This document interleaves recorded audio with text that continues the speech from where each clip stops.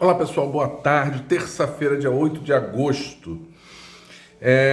Ontem eu não gravei, então tem algumas coisinhas aí pra gente dar uma recuperada. O Lula e o PT cumprem o acordo com Boulos, do PSOL em São Paulo, e anunciaram o apoio do PT à candidatura do Boulos a prefeito de São Paulo em 2024. Isso é importante porque o Boulos era candidato ao governo de São Paulo em 2022. E o candidato do PT era o Haddad. Todo mundo sabia que ia ser difícil ganhar do Tarcísio, como realmente não foi possível. E aí houve um acordo com o Boulos. Primeiro tinha uma história do Boulos ser candidato ao Senado, mas depois também na composição política que incluiu o Márcio França, do PSB, para o Senado, que também não se elegeu o astronauta, aquela tralha. O Boulos, na verdade, não foi candidato a nada, né? Só apoiou e apoiou muito o Lula e o Haddad. E com o compromisso de que agora em 24 o PT apoiaria ele. Teve gente do PT de São Paulo que chegou a querer roer a corda, mas o Lula, a Gleisi e outros deputados importantes no partido disseram não, vamos honrar o compromisso assumido, já anunciaram. E é interessante, gente, porque olha só, isso é muito importante. O Bolsonaro foi eleito. Volta tudo. O Lula foi eleito. Mas em São Paulo, no estado, o Bolsonaro ganhou. Mas perdeu na capital São Paulo, na cidade de São Paulo. O Tarcísio, esse sim, foi eleito, mas perdeu para o Haddad na capital São Paulo. E o Márcio França perdeu para o astronauta, mas na cidade de São Paulo ganhou.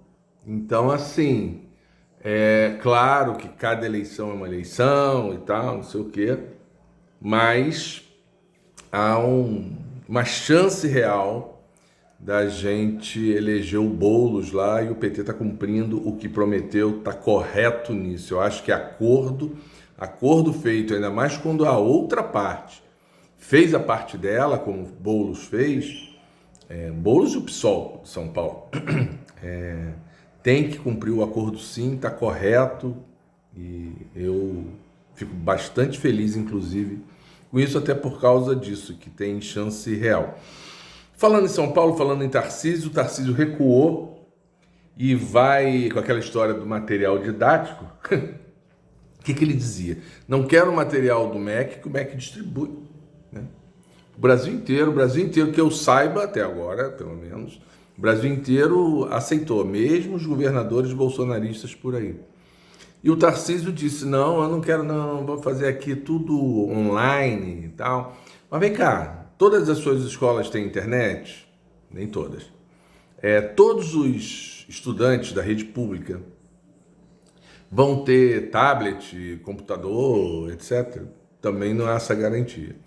Aí a pressão foi grande, muita reclamação, muita crítica. Aí ele saiu com a seguinte coisa, não, então eu vou dar opção aos alunos de fazerem online, ou se quiserem, a gente vai imprimir o material online, ou seja, ele continua recusando os livros do MEC. Vejam só aonde vai isso. Ele continua recusando os livros do MEC, mas ele diz, não, o material que vai ser online, são telas, né? São aquela coisa, todo mundo já fez isso. Cursinho por EAD, ou cursinho online e tal. Ele vai imprimir as telas, literalmente.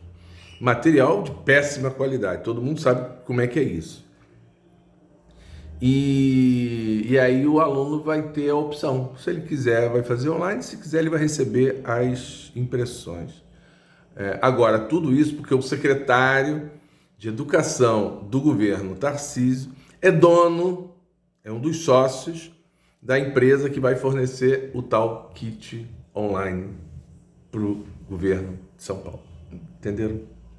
Tem uma ação do Ministério Público tentando brecar isso, mas e também tem uma outra ação dizendo que então o secretário tem que sair da secretaria, e o Tarcísio disse que não vai sair nada, vai continuar lá e vai usar o material online da empresa dele. Mudando um pouco de assunto, a Caixa Econômica Federal ontem, a Folha de São Paulo e o UOL pediu ontem que saiu publicado.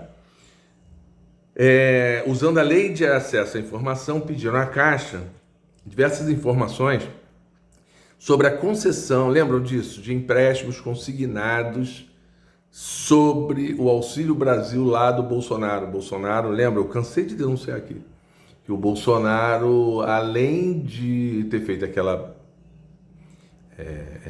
farta distribuição de benesses para caminhoneiro, para taxista, para as pessoas, de forma completamente destrambelhada, sem um programa que alicerçasse, etc., ele ainda deu empréstimo consignado, ou seja, a pessoa recebia R$600 de auxílio e recebia empréstimo sobre isso, depois ia ficar pagando juros absurdos em cima dos R$600. Pois bem, a Caixa entregou o material ao UOL e à Folha, só que assim, tarjando, botando tarja preta nas informações. É impressionante. E isso, gente, isso é que é o mais importante a gente entender. Isso é para proteger a informação. Claro que está protegendo a Caixa também, né? Porque, querendo ou não, e eu sempre falei isso também, quem me acompanha sabe, que aquela mulher que entrou no lugar do assediador, ela, na verdade, só foi colocada ali pelo Bolsonaro, bem estilo Bolsonaro, né? Para pintar, o cara assediava mulheres, agora vamos botar uma mulher ali para acabar com essa história. Mas ela, na verdade, fez o que o Bolsonaro quis, sem se preocupar com a Caixa, sem se preocupar com o que eles tanto, aspas, prezam, que é as questões técnicas e tal, não sei o que. Ela não, ela fez só o que o Bolsonaro interessava a ele. E então foram concedidos os empréstimos sem nenhum critério, sem nenhuma, enfim. E a Caixa hoje, no governo Lula, sob uma mulher também, só que agora escolhida pelo Lula, protegeu isso e não deu a informação. O UOL reclamou muito, a Folha reclamou muito, e aí quando a Caixa percebeu, acabou entregando os dados oficiais e originais, ou seja, sem a tarja preta. Isso, o mais importante disso tudo é que isso é para mostrar que mesmo no governo Lula, e eu falo isso sempre, as instituições, os órgãos, as empresas continuam lotadas de bolsonaristas em cargos de chefia. O problema, o cara é concursado da Dataprev, do Serpro, da Caixa, do Banco do Brasil, do Banco Central. O cara é concursado, beleza, bolsonarista está lá, trabalhando, tem que voltar para trabalhar. Agora, ter esses caras em cargos de chefia, em cargos de poder nessas empresas ou em qualquer outra, é um absurdo e é uma receita para ferrar o governo lá na frente. Não só ferrar na época da eleição, mas ferrar sim, tomando atitudes que, na verdade, contrariam a diretriz básica do governo, que é de apresentar as coisas, ter transparência nos processos, etc. e tal. Olho vivo, o governo tem que ter olho muito aberto. Mudando de novo de assunto, o ex-vereador, não tenho o nome dele aqui, ainda bem, um ex-vereador miliciano, policial, que foi testemunha do caso Marielle, mas não, assim, foi lá em 2021, se não me engano, e assim, não em relação exatamente ao assassinato, mas no inquérito da Marielle, por ele ser parte da milícia, né? Ele foi assassinado ontem, ele e o irmão dele, juntos. De qualquer maneira, olho vivo, saber exatamente o que é, o que aconteceu, o que isso tem a ver. A princípio, a polícia diz que uma coisa não tem nada a ver com a outra, que são outros acertos de contas lá da milícia. Claro que foi a milícia que matou o cara e que não teria nada a ver com o caso Marielle e tal. De qualquer maneira, tem que saber primeiro qual foi o policial que deu essa informação. Porque a Polícia Civil do Rio de Janeiro, a gente já viu que não serve. Tem que ver a Polícia Federal, mas isso deve estar sendo feito. A Polícia Federal tem que olhar isso e ver se isso realmente é um fato isolado ou se guarda relação com o caso Marielle Franco. Tem a história engraçada, todo mundo já sabe disso, mas eu tenho que comentar aqui. Também para alertar o governo. Né? Enfim, tomara que alguém do governo preste atenção nessas coisas.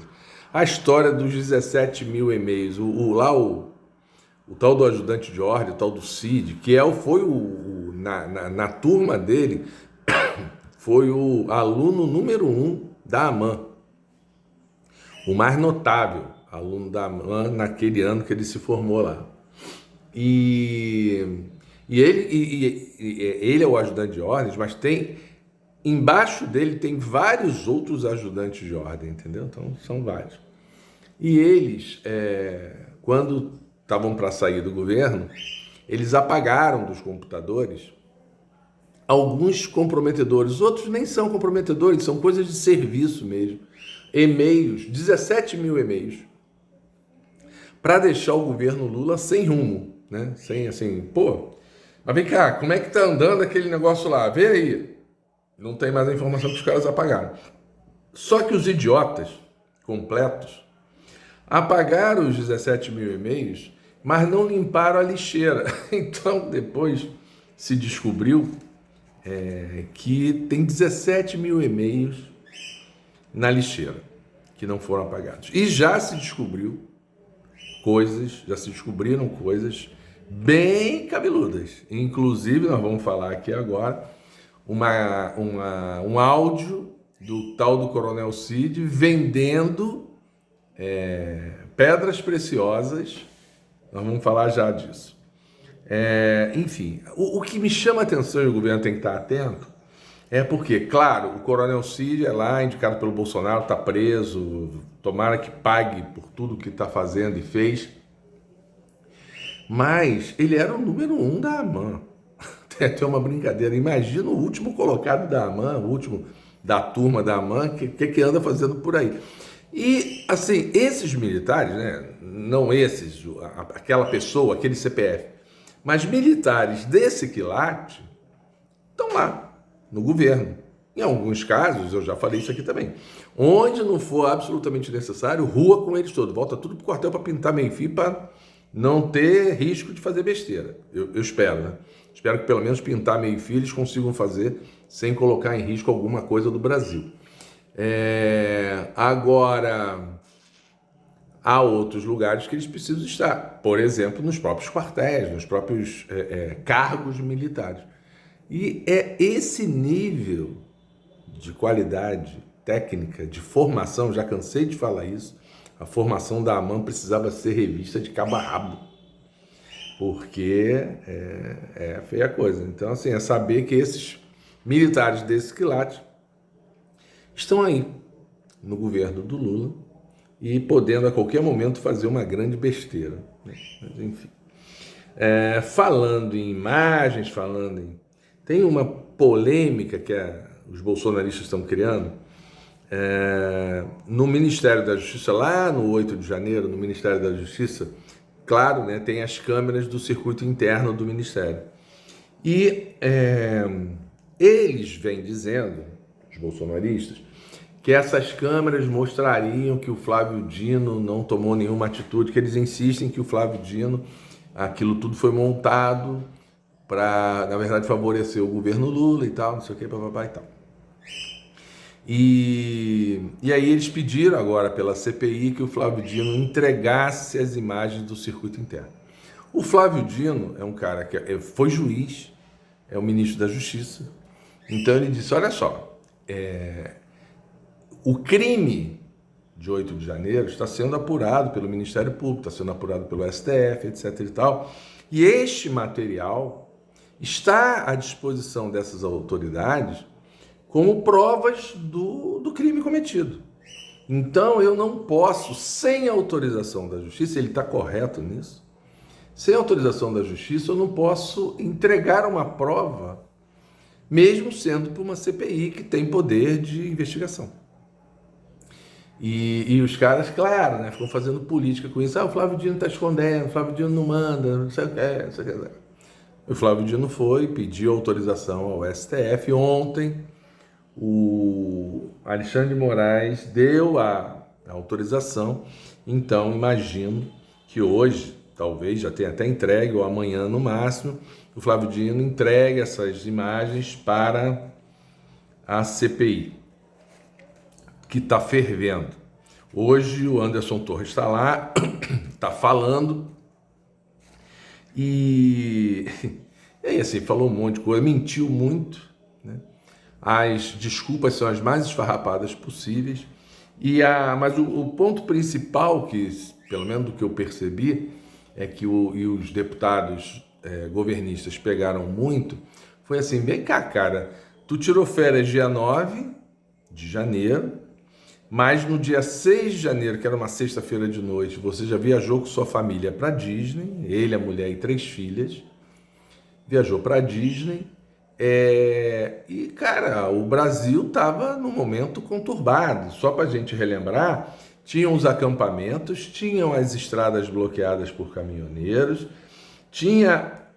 teve em dia 12 de dezembro em Brasília, aquele ataque à sede da Polícia Federal, ônibus queimado, jogando ônibus em cima de viaduto, a gente se lembra disso, a gente viu essas imagens.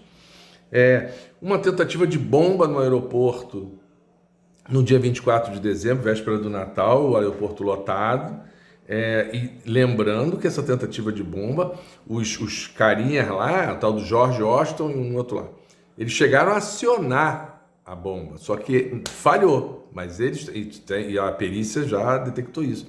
Eles chegaram a apertar o botão, só que falhou, né? Então, assim, não é que eles desistiram, não é que era só uma ameaça. Eles iam explodir mesmo. Falhou e não explodiu, ainda bem.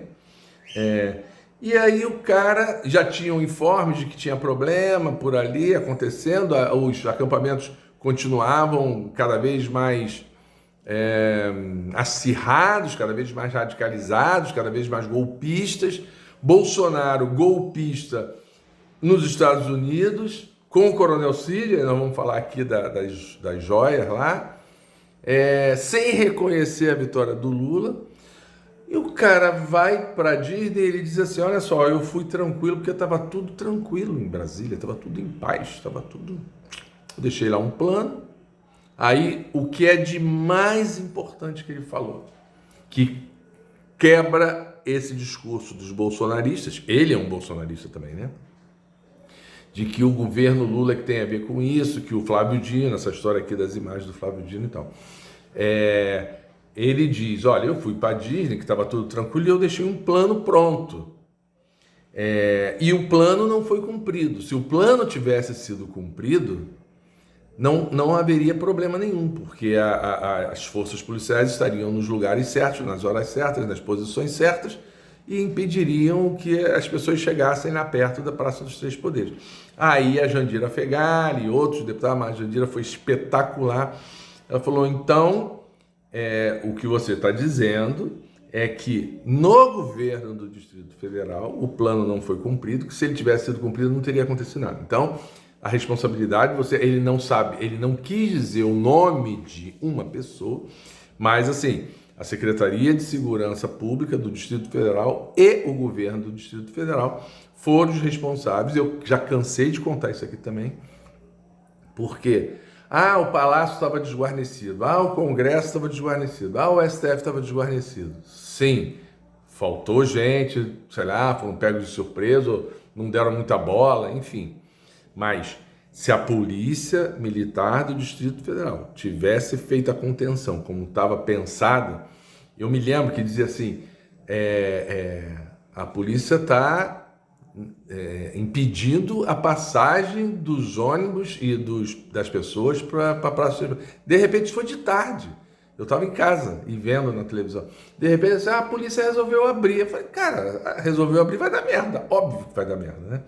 Então, assim, ficou muito claro. Anderson Torres, braço direito do bolsonarismo. Como disse um jornalista agora de tarde. O mentor político desse golpe.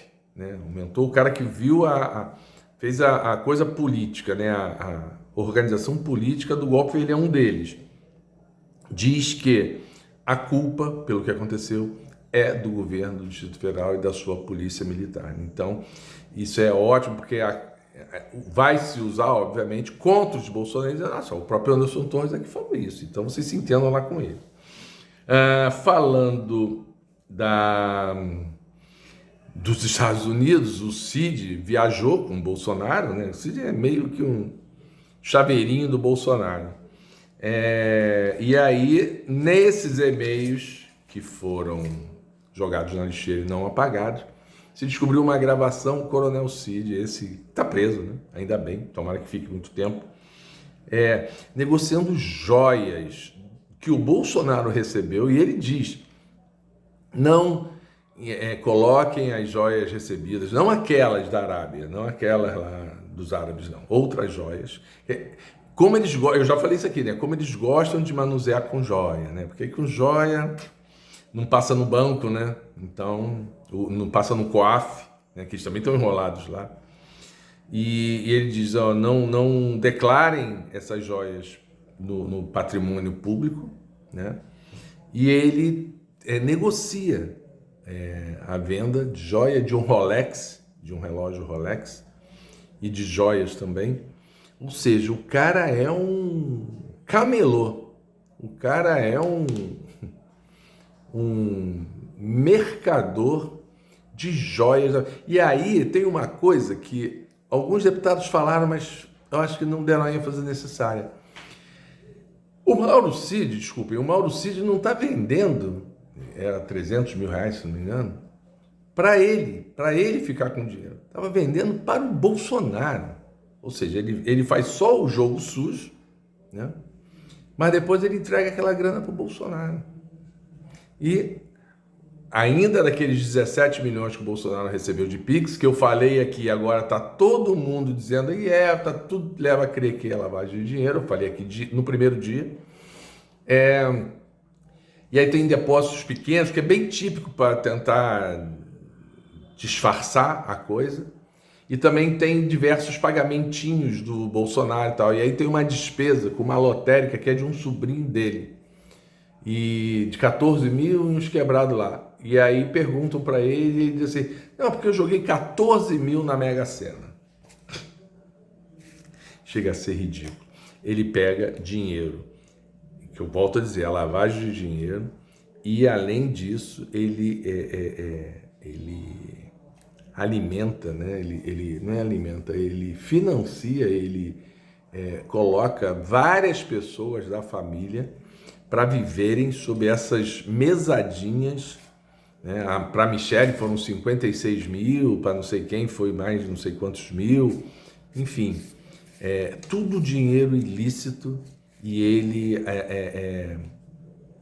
paga, né? Dá esse dinheiro, distribui esse dinheiro para várias pessoas da família, amigos. Tem um que ele fala assim, eu passei 11 mil reais para um assessor meu, como se ele estivesse pagando o salário do assessor, só que o assessor, ele tem direito, como todo ex-presidente, né, a X de assessores, esse cara recebe pela Folha da União. Então por que o cara é o assessor dele, recebe pela Folha da União e ainda recebe 11 mil e tantos reais dele? Tudo dinheiro sujo, eu não tenho a menor dúvida disso. Até amanhã, tchau.